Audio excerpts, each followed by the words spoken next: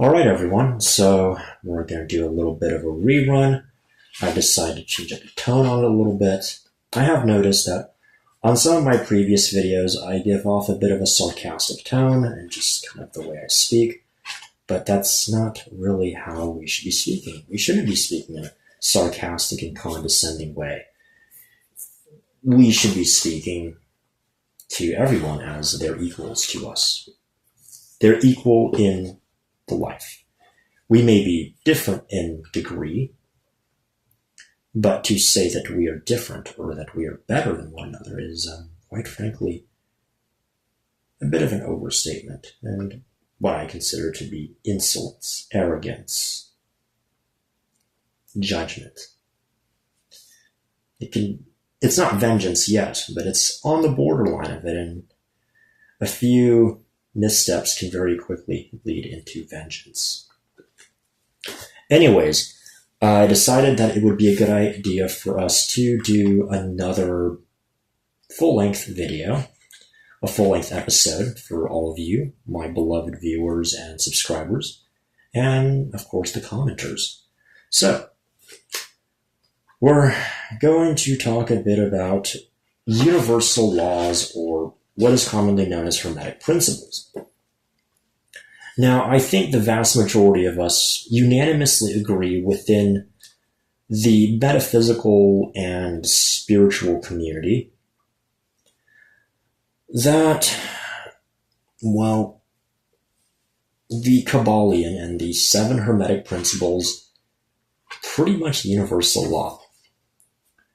For those of you that don't know, the universal laws are, if I can recall from memory, mentalism, vibration, correspondence, rhythm, polarity, gender, and cause and effect. Those are sort of the 7 Hermetic principles, 7 Hermetic laws. Now, the immutable ones, you simply just can't break them. It's impossible to break them. You just aren't able to. Cause and effect, for instance, that's immutable. You can't really break it. Now, for instance, let's think of it like this. You can choose to break the law. You can choose to speed. You can choose to go super, super fast. You can. You can choose to go as fast as you possibly want in the car. Let's just say the car goes up to 150 miles an hour. But if you get pulled over and the cop says, hey, you were speeding, you were going super fast, you were going well over the speed limit, you can't really say, well, I didn't know any better. Ignorance of the law is not an excuse. So the cause was you speeding, or whatever compelled you to speed. The effect is you decided to speed, and then the effect is you got pulled over, and the cop gives you a ticket because your excuse of I didn't know any better just didn't work. Ignorance of the law is not an excuse. An example of an immutable law would be gravity. If you get onto a plane and you fly around for hours and hours or even days on end, you're eventually going to run out of fuel. Now, either someone can refuel your plane midair, which is kind of goofy if you actually see the footage of it. It's you just got to keep your mind out of the gutter. But they can refuel your plane in midair. Or you're eventually going to have to land because you don't have the fuel to keep the plane going. You need some kind of energy to keep you off the ground. And enough energy to keep the entire plane off the ground, as the plane has so much mass and air resistance. So it's impossible to not eventually run out of fuel or energy. It's just, think of food. If you want to gain weight, you got to eat more food. Calories in, calories out. If you want to build more muscle, you have to eat more protein because your body needs that protein from somewhere. As simple as that. So, with that being said, decided I was going to take a little passage from chapter 7, The Three Supernals of the Mystical Kabbalah by Dion Fortune. I'll start with line 19. When it is recalled that Da'at is situated at the middle... When it is recalled that Da'at is situated at the point where the abyss bisects the middle pillar, and that up the middle pillar lies the path of the arrow,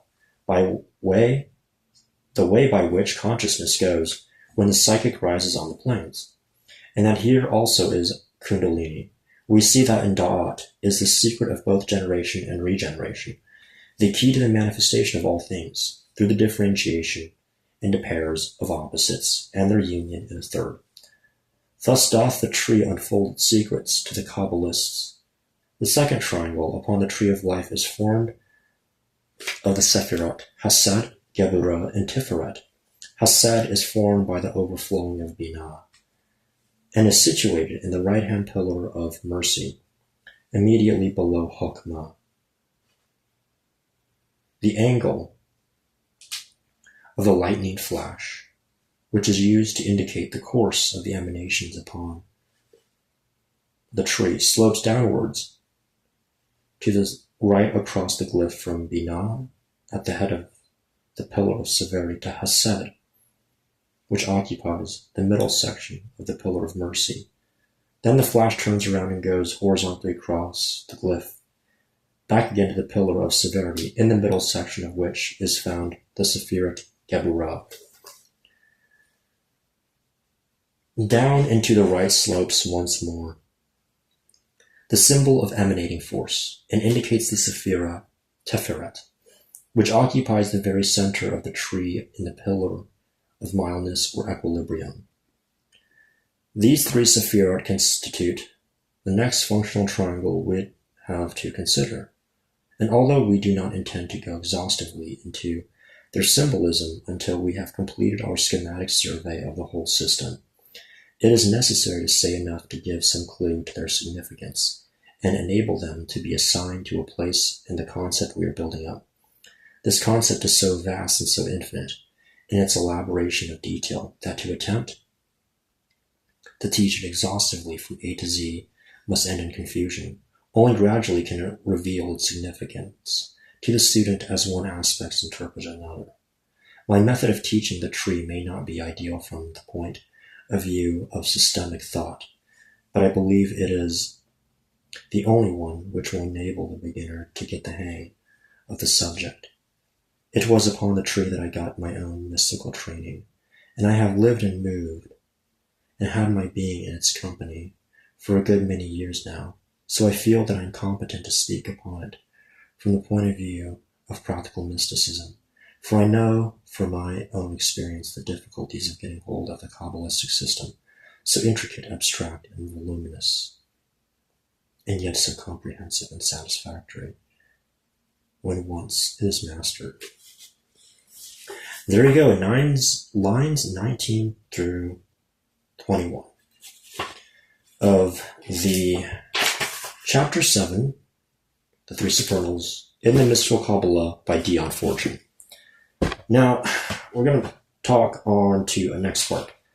There seems to be kind of a common, although not overwhelmingly popular, that certain things within the metaphysical sphere, particularly that in accordance with prayer and sorcery and casting spells to get what you want, such and such, it's not going to work. Now, if you try to make someone fall in love with you, it's not going to work. If you try to destroy your enemies, it's not going to work. It's going to backfire. If you try to do magic just to make money, it's not going to work. And I'm here to tell you that's simply not true. You can pray for all kinds of things, and they do happen. Now, are they improbable? Sure, some of them are. If you pray to make somebody fall in love with you, will they fall in love with you? Probably not. And if they do, it's probably not going to end well. So that's kind of improbability. But there are obviously people within the physical world that are obviously seducing people, manipulating people, making tons of money, having a lot of beautiful partners, and doing all kinds of things that we as a society typically consider questionable or immoral or, just underhanded in general. People do it. They do it all the time. And there's honestly nothing wrong with it. Really isn't. I mean, that's kind of how it is. So I think that'll wrap it up for this one. I hope you all enjoyed it. Thank you very much, and we'll see each other soon.